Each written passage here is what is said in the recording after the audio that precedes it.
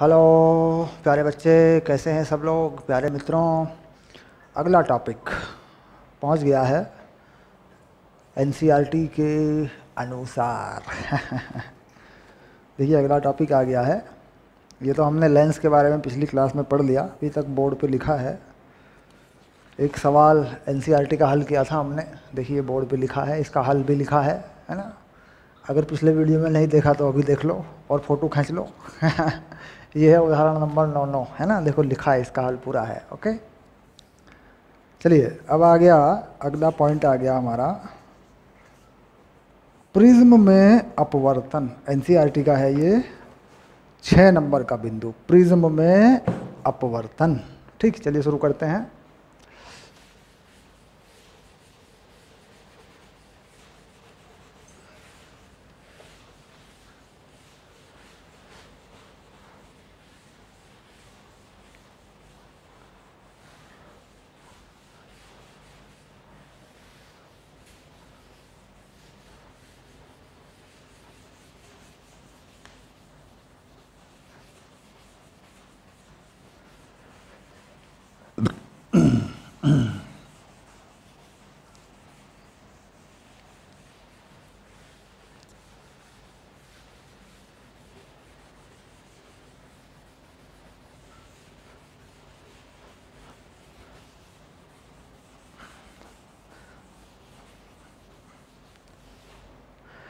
Prism में अपवर्तन हम पढ़ेंगे और यहाँ पर हम 2 तरीकों से विचलन कोण बनाएंगे। एक ये होता है कि भाई कम से कम विचलन कितना होगा, यानी प्रकाश किरण कितना घूम जाएगी, उसका रास्ता कितना बदल जाएगा।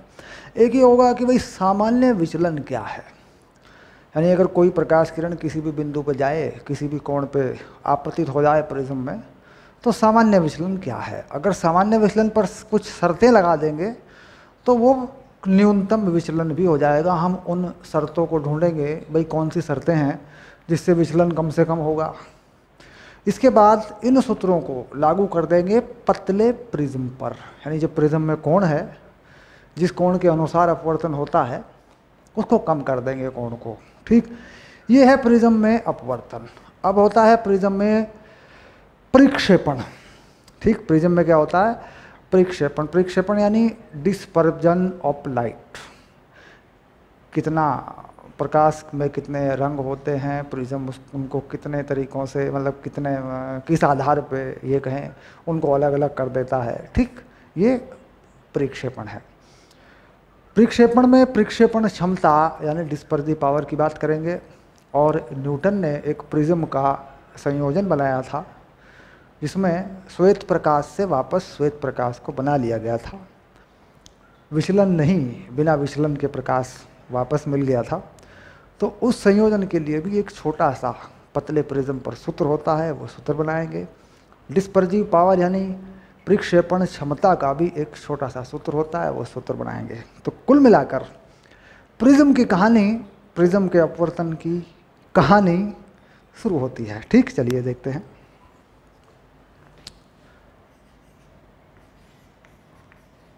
प्रिज्म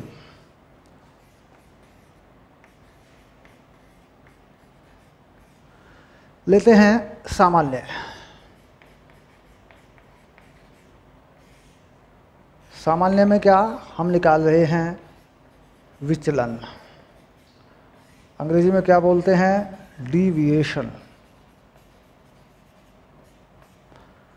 इसे बोल देते हैं डीविएशन। ठीक, बाद में कुछ शर्तें बनाएंगे, देखेंगे भाई कम से कम विचलन कितना हो सकता है, न्यूनतम विचलन कैसा हो सकता है। तो समझना ज़रूरी है, क्योंकि सामान्य विचलन पर सवाल बनता आ रहा है। अगर न्यूनतम विचलन के सूत्र को सीधे याद कर दिया जाए, उस पर रट्टा मार दिया जाए, तो उस पर सवाल आता नहीं है, और आ गया तो उसके तरीके से वो होता नहीं है। आंकिक प्रश्न उस सवाल पर नहीं, उस फार्मूले पर नहीं आता, सामान्यतया नहीं आता, ये मान के चलिए। और अगर डेरिवेशन की बात करें तो डेरिवेशन की संभावनाएं होती हैं 50-50। ठीक, लेकिन सामान्य विचलन को समझना ज़रूरी है। सामान्य विचलन समझ में आ जाने पर हम न्यूनतम विचलन को भी आसानी से समझ लेते हैं, और वो हमें अपने आप ही याद भी हो जाता है। ठीक, चलिए सामान्य विचलन में एक प्रिज्म को बना लेते हैं।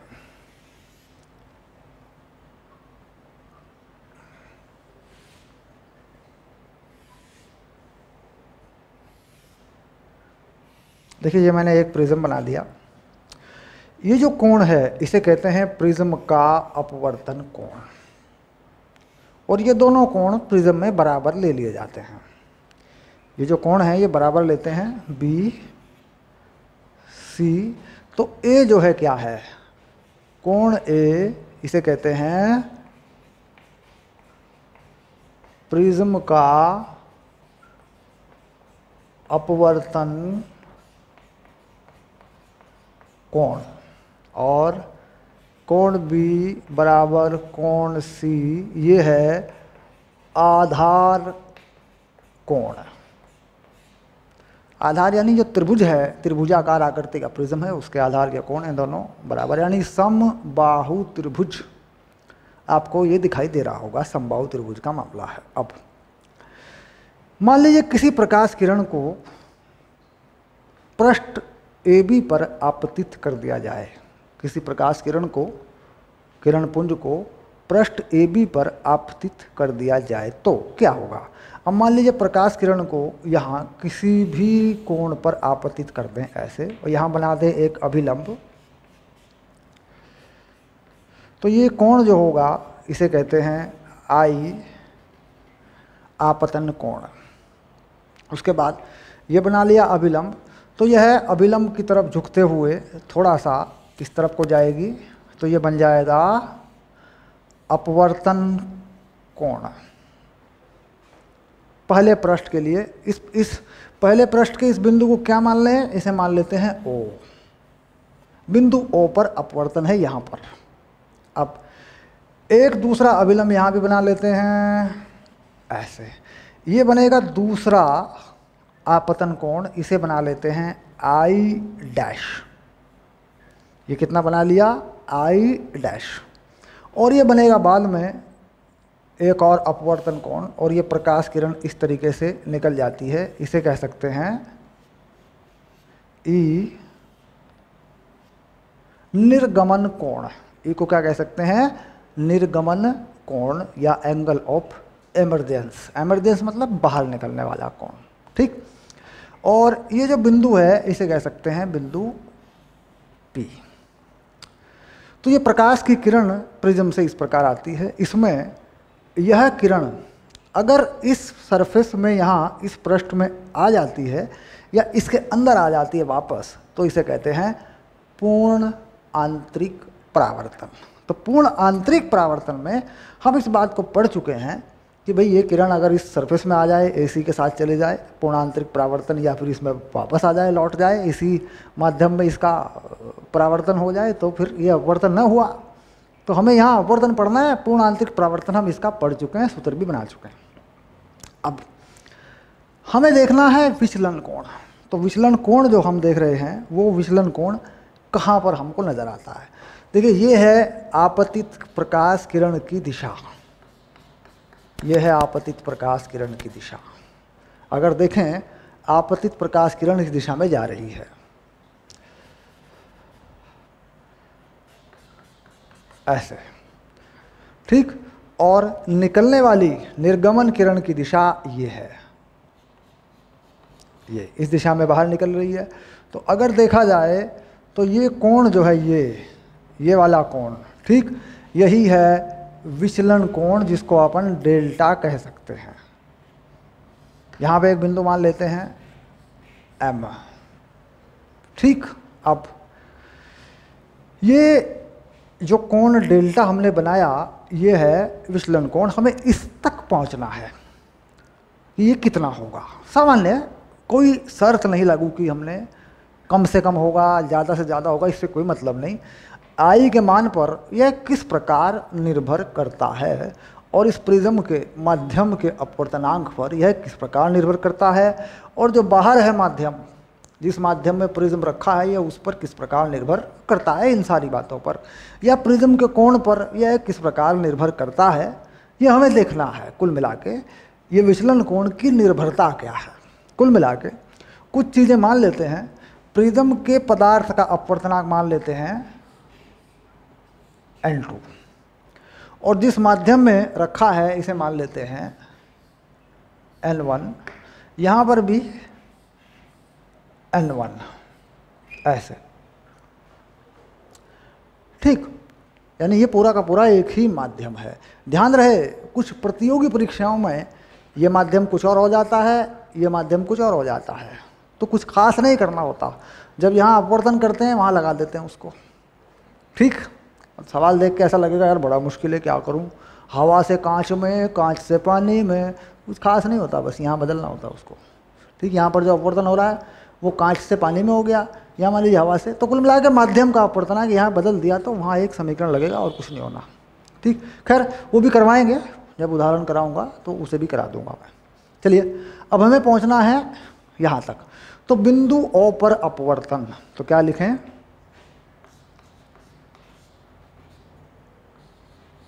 बिंदु O पर अपवर्तन।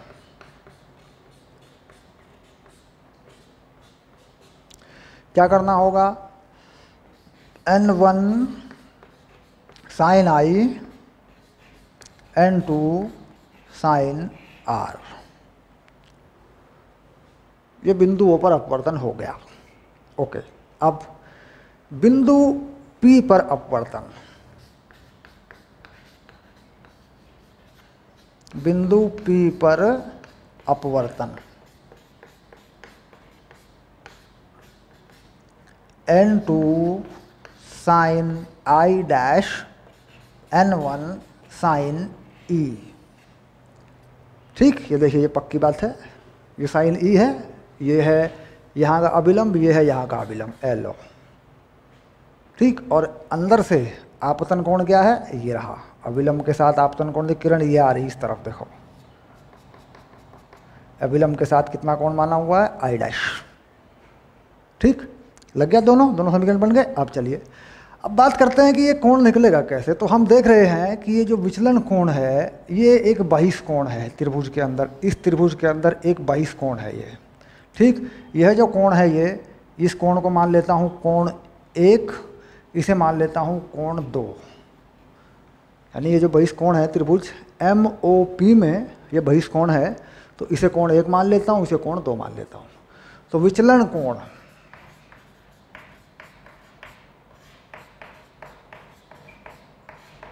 डेल्टा ये होगा कोण 1 और कोण 2। कोण 1 को मैं कैसे निकालूंगा, कोण 1 को निकालने के लिए मैं क्या करता हूँ, ये पूरा का पूरा कोण जो है देखो ऐसे, क्या बोलते हैं इसे, शीर्षाभिमुख कोण, शीर्षाभिमुख कोण है पूरा, ये पूरा I है, ये भी I है, ये भी I है, I में से R घट गया तो कोण 1 बचेगा I माइनस R। तो कोण 1 की जगह लिखें I माइनस R। कोण का प्रतीक लगाएं ना लगाएं यहाँ ऐसी कोई खास बात नहीं, जैसे मैंने कोण का प्रतीक लगा रखा है, देखो ये ना लगाओ, 9वीं क्लास की बात है, यहाँ कोई ऐसी बात नहीं है, लगाना चाहे लगा दें, अच्छा है, लेकिन नहीं तो कोई बात नहीं, चलेगा। इसी प्रकार कोण 2 जो है ये कितना होगा, E माइनस I डैश।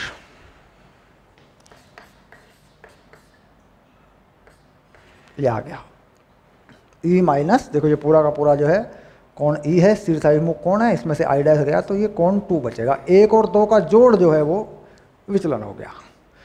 तो कुल मिला के विचलन कोण जो है I minus R plus E minus I dash, ये है विचलन कोण जो कि सामान्य विचलन कोण है। अब इसमें हमारे पास किस किस का मान आ सकता है, हमें किस किस का मान निकालना है। अगर हम देखें इस बात को, देखिए हमारे पास क्या है, ये जो R जो है हमारे पास, ये R हमारे पास ये R नहीं है, ये R नहीं है हमारे पास। दूसरी बात, यहाँ पर ये जो I डैश है ये भी नहीं है हमारे पास, और ये E है ये भी नहीं है हमारे पास। तो हमें कहीं ना कहीं इस प्रिज्म के इस कोण का इस्तेमाल करना पड़ेगा। अब वो कैसे करेंगे, देखिए यहाँ पर जो कोण है ये पूरा कोण, ये वाला कोण त्रिभुज के अंदर AOP, तो लिखते हैं त्रिभुज AOP में अब लिखते हैं त्रिभुज AOP में, क्योंकि अब तक तो काम चल रहा था त्रिभुज AOP में जो कोण है AOP प्लस ये कोण है OPA और एक कोण है सीधा A, ये हो गया 180। त्रिभुज के तीनों कोणों का योग 180 अंश होता है। अब AOP जरा पकड़ें, AOP ये होगा ये वाला कोण 90 माइनस R, ऐसे लिख देते हैं 90 माइनस R। इसे भी लिख देते हैं 90 minus I dash, 90 minus I dash. और कोण A हमें पता होता है प्रिज्म का, ये हो गया 180। ठीक, ये 90 90 180 से कट जाएंगे, तो कोण A जो आएगा देखो यहाँ से, वो आएगा R प्लस I डैश, ऐसे। ठीक, कोण A या A का मान जो भी है, क्योंकि यहाँ मान लीजिए हमने कोण लगा दिया, यहाँ पे भी कोण का प्रतीक लगा लो, कोई दिक्कत नहीं है, इसमें कोई खर्चा नहीं है, ये भी लिख सकते हैं। ठीक है, यहाँ पे भी लगाना चाहो कोण का प्रतीक, यहाँ भी लगा दो, लो ये लो, हो गया डन। एक समीकरण हमारे पास ये है जो R और I डैश की जानकारी बताती है, एक समीकरण हमारे पास ये है जो R की जानकारी बताती है। अगर मैं यहाँ से R का मान निकाल लूँ और इसमें लगा दूँ तो मुझे I डैश की जानकारी हो जाती है। ठीक, अब मैं I डैश निकालूँ यहाँ से तो मुझे कैसे मिलेगा I डैश, I डैश लिख देता हूँ सीधा, ये हो जाएगा A माइनस R। R कितना है, N1 बाई N2, ये है sine inverse N1 by N2 sine I। ठीक, तो ये I डैश का मान है, देखो मेरे पास ये आ गया, I डैश का मान आ गया मेरे पास। R का मान भी है मेरे पास, R का मान भी आ गया, क्योंकि मैंने R का मान देखो यहाँ से लगा दिया, तो R का मान यहाँ से मिल रहा है मुझे, ये I डैश का मान आ गया। अब देखो I आ गया, R आ गया, E कितना होगा, E मैं कहाँ से निकालूंगा, कह रहा जी E यहाँ से निकाल लोगे आप, I डैश का मान आ गया तो आप यहाँ से E भी निकाल लोगे, ये देखो E मिल गया, I डैश मिल गया। ये चीज़ें यहाँ लगेंगी तब हम बता पाएंगे विचलन कोण कितना है। ठीक, अब यहाँ से अगर मैं E का मान निकालूं तो कितना आएगा E का मान, देखो यहाँ से E का मान आएगा, यहीं पे लिखता हूँ मैं, साइन इनवर्स N2 बटे N1 साइन I डैश, ये आएगा E का मान। I डैश का मान ये रहा, I डैश का मान यहाँ से निकालूंगा, यहाँ लगाऊंगा तो E का मान आएगा, E का मान आ गया, I डैश का मान आ गया, R का मान आ गया, सभी मान आ गए। उन सभी मानों को यहाँ लगा दूंगा, ठीक, तो मुझे मिल जाएगा विचलन कोण, यानी कितना विचलन हुआ है, प्रकाश किरण कितने कोण पर विचलित हुई है या उसकी दिशा घूम गई है, बदल गई है, ये सामान्य है। तो सामान्य में हमारे पास बस 3 समीकरण बन जाते हैं, एक ये वाली, एक ये वाली, इन्हीं से हम हल करके, और एक ये A के साथ संबंध जोड़ने वाली समीकरण होती है जो प्रिज्म के कोण के साथ होती है, एक ये वाली, इनमें मान निकाल के I R I dash E dash जो भी मान है सब इसमें रख के हम बता देते हैं विचलन कोण कितना होगा। ठीक, अब चलिए अब देखते हैं न्यूनतम विचलन। ठीक,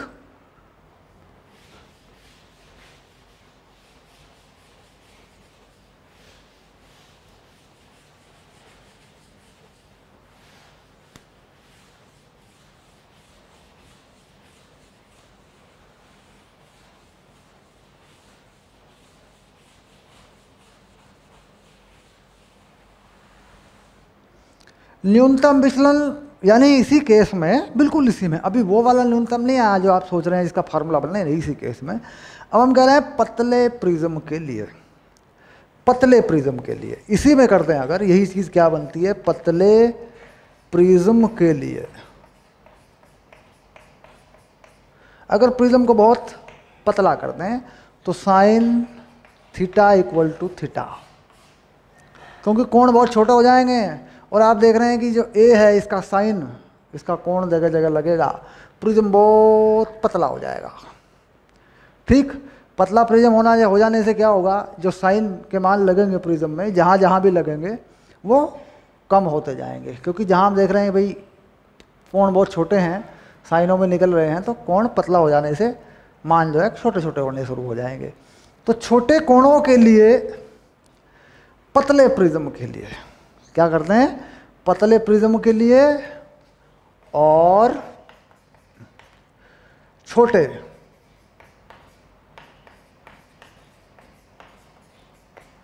कोणों के लिए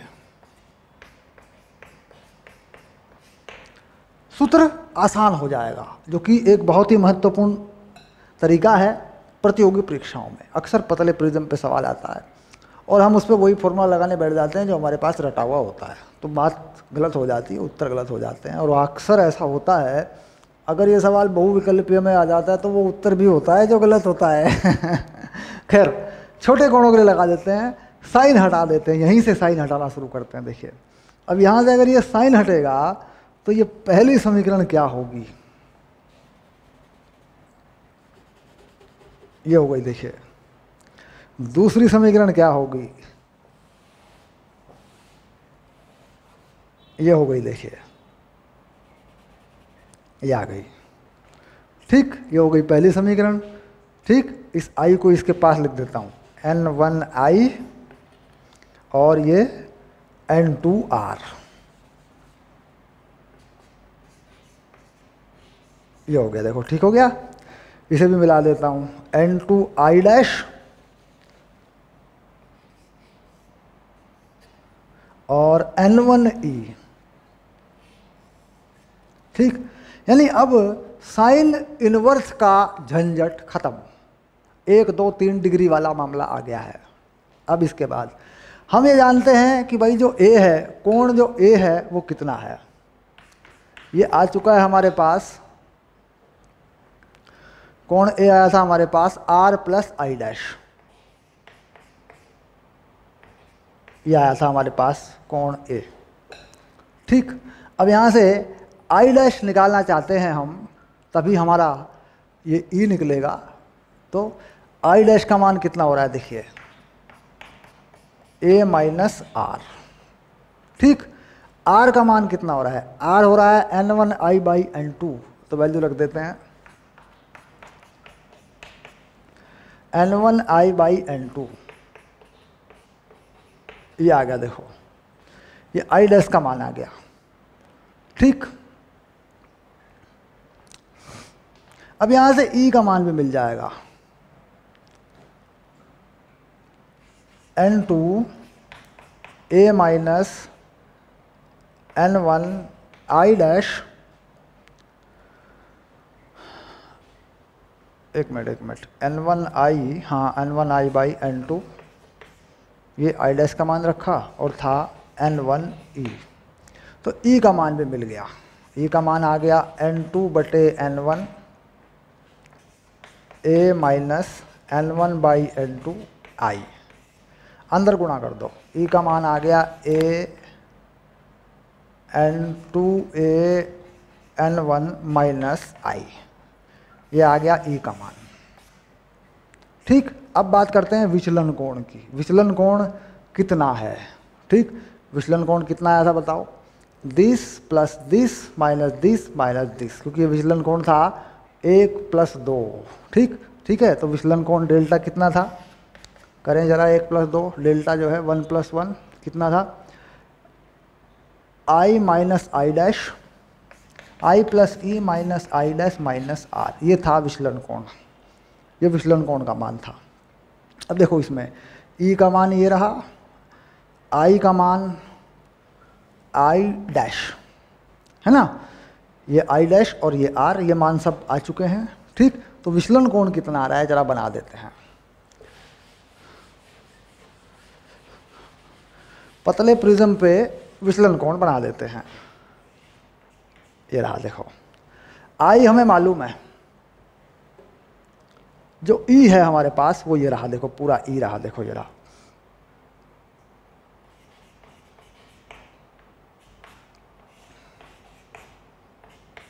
ये ई हो गया पूरा, ठीक। उसके बाद आई डैश, आई डैश कहाँ है हमारे पास? आई डैश का मान है हमारे पास ये रहा N1E/N2।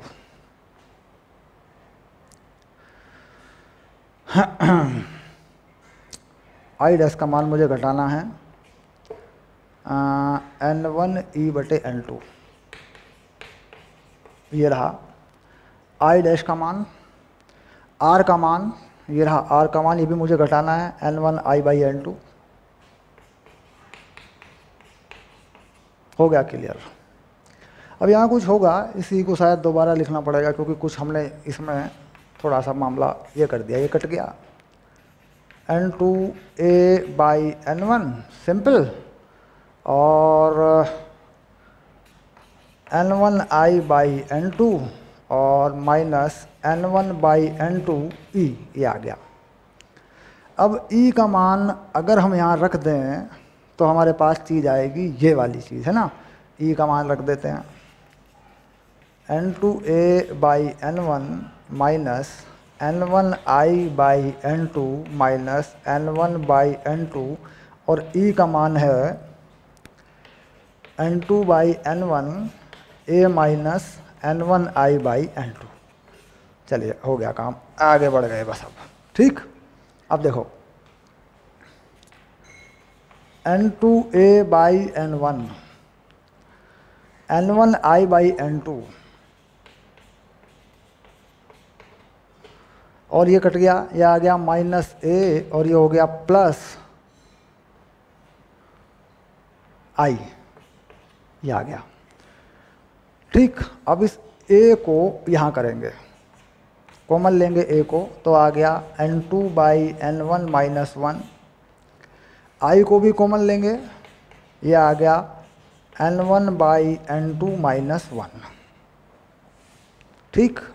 डेल्टा, ये बन गया विचलन। A में N2/N1 माइनस 1 है इस A के साथ, और इस I के साथ N1/N2 है माइनस 1 है। पतले प्रिज्म के लिए है, छोटे कोणों के लिए है, ये सूत्र है, ठीक। इस सूत्र का इस्तेमाल प्रतियोगी परीक्षाओं में होता है, ध्यान रहे, ठीक। हल्के में ना लें, बोले सर ये तो कुछ उलझा हुआ सा ऐसे छोड़ देंगे, नहीं, इसको पूरा पक्का कर लो। जैसे जैसे मैंने मान लगाए हैं वो आप समझ गए कि भाई साइन को हटाना है, साइन को हटाकर सारी चीज़ें वापस लेके आनी है, इसको ड्राइव करना है। साइन को हटा देंगे तो कोण छोटे हो जाएंगे, ये काम आपको करना है, ठीक। ये चीज़ आपको बनानी है, ठीक। और चाहे तो याद भी कर लें क्योंकि रिजल्ट यही है, रिजल्ट यही होना है, याद कर लें तब भी आ जाएगा, ठीक। चलिए, तो ये हो गया न्यूनतम विचलन। अब किसके लिए हो गया? पतले प्रिज्म और छोटे कोणों के लिए।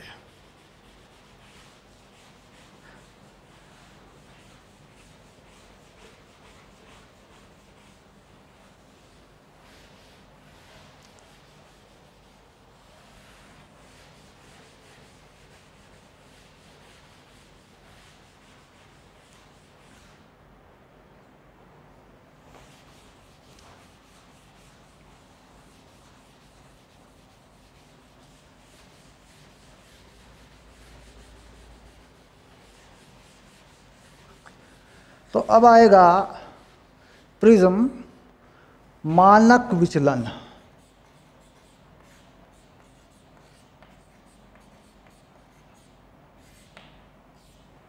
ठीक, ये भी न्यूनतम विचलन है। प्रिज्म में मानक विचलन भी कह देते हैं इसको, और इसको न्यूनतम विचलन भी कह देते हैं।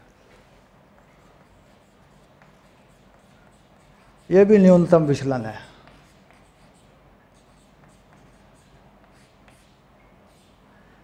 इसका सूत्र डिराइव हो जाता है, उसका निगमन हो जाता है, और ये बोर्ड परीक्षाओं में या आपके आने वाले हाफ ईयरली परीक्षाओं में, छमाही परीक्षाओं में, या जो भी परीक्षाएं आप रखते हैं, ये उसके लिए बड़ा इम्पोर्टेंट सूत्र है। ठीक।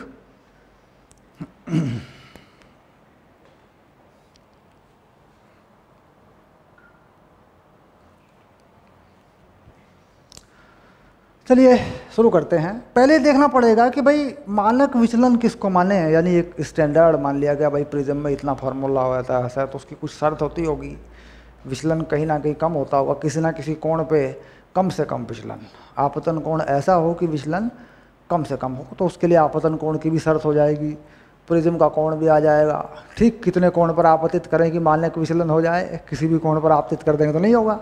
तो कुल मिला के हम उसके लिए पहले ये अंदाज़ा लगाने की कोशिश करते हैं कि भाई कितने कोण पर जो है हम डाल दें प्रकाश किरण को ताकि विचलन कोण कम से कम हो।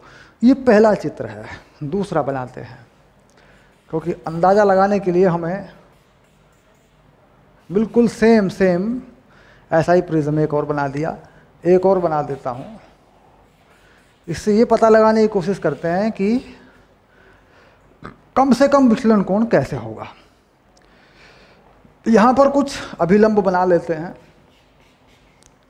यहाँ से कोई कोण बड़ा करके देते हैं। देखिए यहाँ बड़ा कोण करके दिया मैंने।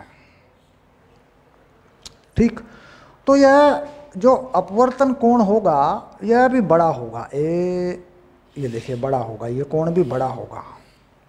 ठीक, अब ये थोड़ा सा और बड़ा कर देते हैं, थोड़ा सा और बड़ा कर देते हैं ताकि दिखाई दे जाए। इस दिशा में जा रही थी किरण जो है ऐसे, प्रकाश किरण, और ये थोड़ा सा और बड़ा कर देता हूँ इसको। देखो थोड़ा सा कम करके लेता हूँ, ये आ गया ऐसे।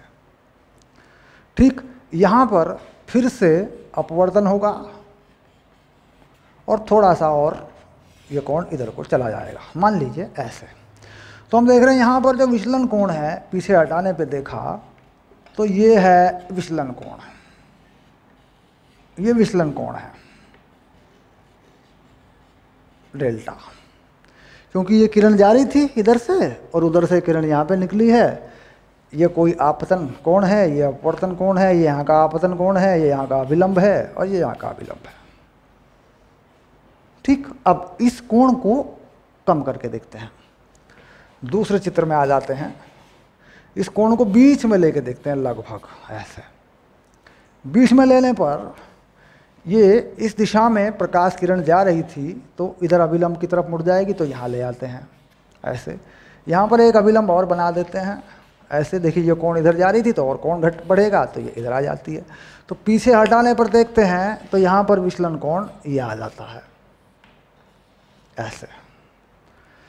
ठीक, अब इस किरण को, प्रकाश किरण को कुछ ऐसा करते हैं कि ये जो रेखा है, प्रकाश किरण जिस रेखा में जा रहा है यहाँ पे जो, ये बिल्कुल इस आधार के समांतर हो जाए। यानी थोड़ा सा इस बार जो है बीच की लाइन, यानी बीच की जो किरण है ये वाली प्रकाश किरण, ये इस आधार रेखा के समांतर चला दी मैंने। और यहाँ पर जो है मैंने अभिलंब बनाया और यहाँ पर कोई कोण मैंने ऐसा ही बना दिया आई, ये समांतर हो जाए, और यहाँ पर भी इसको बाहर निकाल दिया। यहाँ पर भी मैंने विचलन कोण बनाया ये ऐसे। ठीक, तो यहाँ ये देखना है कि इसमें जो कम से कम विचलन है वो किस स्थिति में है। अब देखिए अगर मैं अभिलंब के साथ इस कोण को कम करता हूँ, इस कोण को मैं कम करता हूँ, तो यह प्रकाश किरण यूँ घूम जाती है और नीचे की तरफ, आप देख रहे हैं नीचे की तरफ घूम रही है, जिसके कारण यहाँ से पीछे हटाते हैं अगर इस चीज़ को तो ये कोण बढ़ता है। आप देख रहे हैं कि थोड़ा सा और घुमा दूँ तो नीचे आ जाएगी और ये विचलन कोण इधर को बढ़ने लगेगा। इन दोनों के, ये होगी निर्गमन, ये हो गई आपतन या आपतित किरण, कोण बढ़ रहा है। अगर मैं इस प्रकाश किरण को यहाँ से इस तरफ को चलाता हूँ ऐसे और यहाँ से निकालता हूँ तो भी इसको और थोड़ा सा अगर बढ़ा दूँ ऐसे तो ये कोण जो है थोड़ा सा और इधर को हो जाएगा। ठीक, और यहाँ से ये प्रकाश किरण जो निकलेगी तो भी आप देख रहे हैं कि ऊपर जाने पर ये कोण बढ़ने लगता है। यानी यहाँ पर भी आप देख रहे हैं कि कोण बढ़ने लगता है। इधर से कोण जो है ये वाला कोण बढ़ता है इधर से ये वाला कोण बढ़ता है तो ये भी ये बढ़ने लगता है। यानी अगर मैं इस आपतन कोण को बहुत ज़्यादा बढ़ाता हूँ तब भी विचलन कोण बढ़ता है, और अगर मैं बहुत कम कर देता हूँ तो भी प्रकाश किरण यहाँ इस सरफेस के पास आने लगती है तो भी बढ़ता है।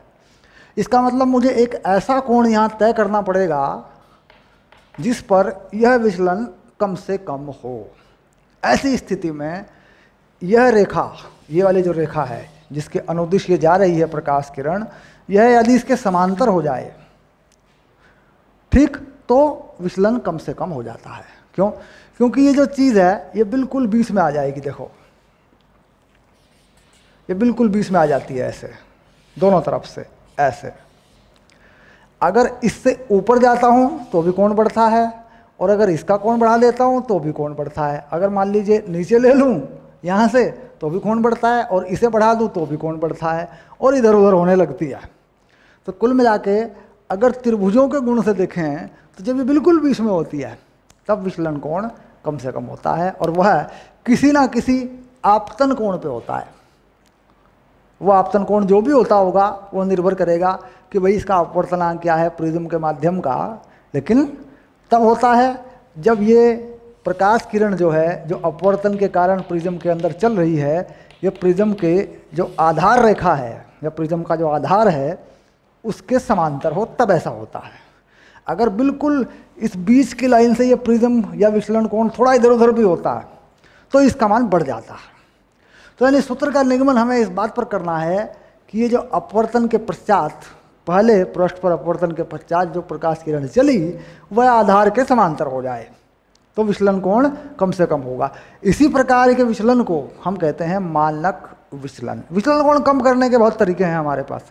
मानक विचलन का मतलब है कि एक ऐसे कोण पर आपतित करें प्रकाश को जिससे अपवर्तन के पश्चात प्रिज्म के अंदर जो प्रकाश किरण चलती है वह प्रिज्म के आधार के समांतर चले। यहाँ पर एक सूत्र बन जाएगा हमारा, ठीक। वह सूत्र मोटे और पतले प्रिज्म दोनों पर लागू होगा, दोनों पर हम बना देंगे। चलिए अब उस सूत्र को बना देते हैं। तो मानक विचलन के लिए सूत्र बना लेते हैं।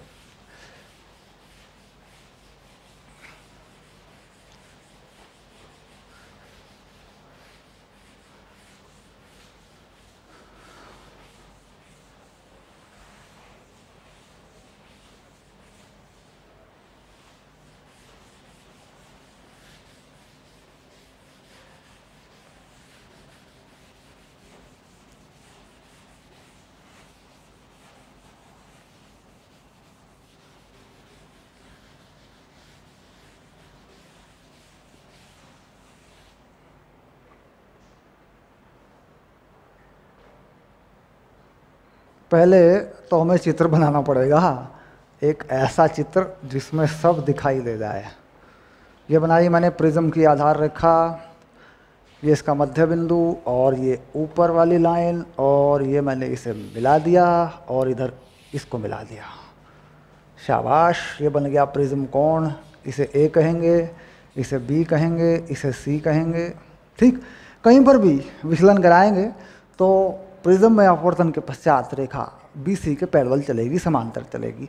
तो कुल मिला के ये अपवर्तन की, पहले अपवर्तन के बाद प्रकाश किरण का रास्ता हो गया, ठीक। यहाँ एक अभिलंब बनाएंगे पहले वाला, यहाँ पर भी एक अभिलंब बनाएंगे दूसरे वाला, ऐसे ये हो गए अभिलंब, ठीक। अब यहाँ देखने में आ रहा है कि ये जो कोण हैं दोनों, ये जो दोनों कोण हैं ये दोनों R और R हैं, क्योंकि दोनों बराबर हैं। क्यों? क्योंकि B'(C' पैरेलल है, B'(C' जो है वह समांतर है BC के, ठीक। और यह एक समद्विबाहु त्रिभुज है। कोण BC बराबर है, कोण B बराबर है कोण C के। तो बात समझ में आ गई कि दोनों कोण R ही होंगे। अब इसके बाद यहाँ से किसी कोण पर प्रकाश किरण को आपतित करते हैं, यह कोण होगा I, और जिस पर निकलेगी यह कोण होगा E। तो यानी I बराबर E भी होगा यदि बाहर का अपवर्तनांक यहाँ भी N1 है और यहाँ भी N1 है। और प्रिज्म का अपवर्तनांक क्या मान लें, n2। ठीक, अब इसके बाद जो विचलन है वो यहाँ से बन जाएगा बिल्कुल आसानी से। ये बन गया विचलन, यहाँ पर देखिए विचलन कोण डेल्टा। अब ये डेल्टा विचलन कोण जो है कोण 1 और कोण 2 का योग होगा, ये बात भी सही है। और कोण 1 और 2 जो है I माइनस आर और E माइनस आर होंगे। तो कोण 1 ये होगा I माइनस आर, कोण 2 भी I माइनस आर ही होगा, क्योंकि I बराबर E है, ये E I के बराबर है। ठीक, यानी दोनों तरफ मामला बराबर बराबर आ गया। अब विचलन कोण डेल्टा जो है वो कितना होगा, अगर विचलन कोण डेल्टा निकालें तो ये होगा कोण 1 और कोण 2, यानी डेल्टा होगा 2I माइनस 2R। ठीक, ये विचलन कोण का मान आ चुका है। ठीक, अब R में और A में संबंध बनाया जा सकता है। अब लिखेंगे त्रिभुज A dash B dash C में, त्रिभुज A dash A B dash C में, है ना, ऐसे A B dash C dash ऐसे। तो कोण A प्लस ये जो कोण है B डैश वाला कोण, ये कितना है, ये है 90 माइनस R। ये जो कोण आप देख रहे हैं पूरा, ये कितना होगा B डैश, ये होगा 90 माइनस R। इधर भी 90 माइनस R होगा, तो लिख देते हैं 90 minus R plus 90 minus R, और ये हो गया 180। 90 माइनस R दोनों तरफ है क्योंकि बराबर है, ये वाला कोण भी 90 माइनस R है और ये दूसरा पूरा कोण भी 90 माइनस R है, यहाँ से लेके यहाँ तक पूरा, यानी कोण C डैश भी 90 माइनस R है। अब कोण A हो गया 2R, R हो गया कोण A बटा 2, या सिर्फ A बटा 2 भी लिख सकते हो, कोण का प्रतीक लगाया, ठीक है, नहीं तो ये भी लिख सकते हो। ठीक, अब यहाँ से अगर बात करें इसके बारे में, विचलन कोण के बारे में, तो विचलन कोण कितना आ रहा है, ये आ रहा है 2I माइनस A, क्योंकि 2R का जो मान है वो A के बराबर आ गया। आगे बढ़ते गए, अब इसके बाद डेल्टा प्लस A बटा 2, ये आ गया I का मान आ गया। चलिए, अब यहाँ के बाद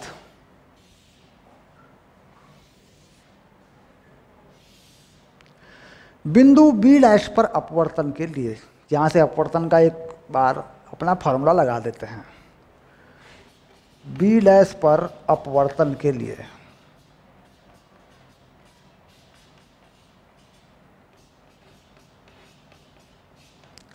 N1 sine I, N2 sine R।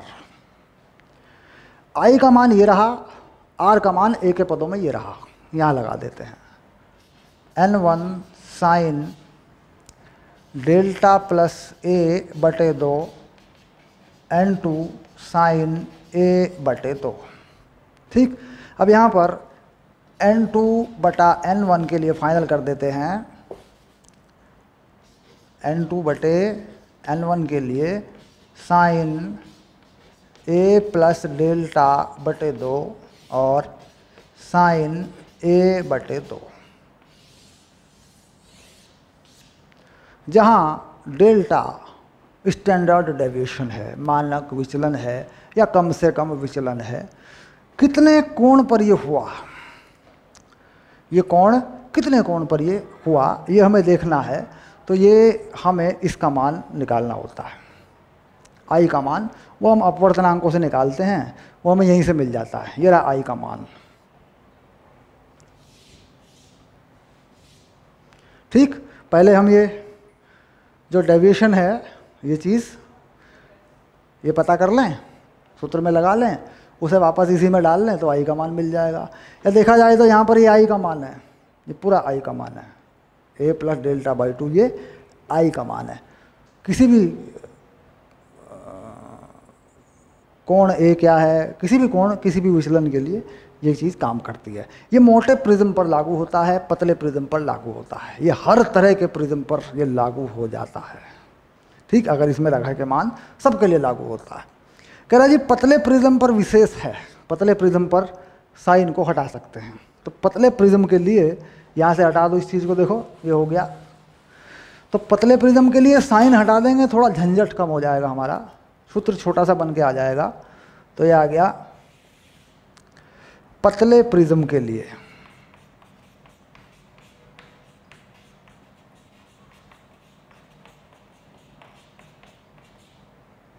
हटा दो साइन, n2 बटे n1 a plus delta by 2, a by 2 2 cut गया, तो ये आ गया डेल्टा a n2 बटा n1 माइनस 1। कह रहा जी ये सूत्र तैयार हो जाएगा आपका, ये वाला। लेकिन पतले प्रिज्म के लिए, पतले प्रिज्म से मतलब a का मान जो है वो कम हो, लगभग 5 डिग्री तक काम करेगा, लगभग ऐसे 0 से 5 तक काम कर देगा, 4-5 डिग्री तक काम कर देता है, ये कोई दिक्कत नहीं। ये सूत्र लग जाएगा आपका। ठीक, जब लगाया जाएगा, जब एनसीईआरटी के अपने सवाल करेंगे तो लगा लेंगे, जो भी सिचुएशन होगी, जो भी हालात होंगे, जो उनसा भी लगेगा लगा देंगे, दोनों में से कोई चिंता नहीं है। तो ये मानक विचलन है। मानक विचलन का एक ग्राफ हमें बनाना है कि भाई इस आई को अगर बढ़ाते जाएं तो हमें एक ऐसी स्थिति मिल जाती है जिस पे विचलन कोण कम से कम आ जाता है। तो एक ग्राफ हमारे पास होता है, वो ग्राफ हमें बनाना होता है, वो ग्राफ बना देते हैं। ठीक, यहाँ बना लेते हैं।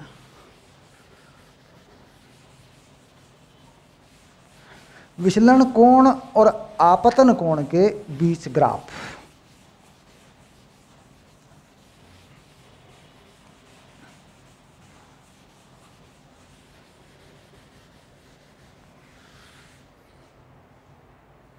क्योंकि ये ग्राफ जो है आपकी परीक्षाओं में आ जाता है। ठीक, जरूरी है ये ग्राफ, इसको याद भी करें, इसको समझें। ये है आपतन कोण यानी आई, और यहाँ ले लेते हैं विचलन कोण। ठीक, तो एक ऐसी स्थिति आएगी जहाँ विचलन कोण कम से कम होगा, जिसे हम कहेंगे डेल्टा एम, मानक विचलन। किसी कोण पर ऐसा होगा। तो शुरू में क्या होता है कि शुरू में कोण होता है, तो ये कोण ज़्यादा होता है, कुछ इस तरीके से ये ग्राफ बनता है, ऐसा ग्राफ होता है। ये कुछ मान है इसमें, वो मान मैं रख दूंगा। देखिए I equal to E dash,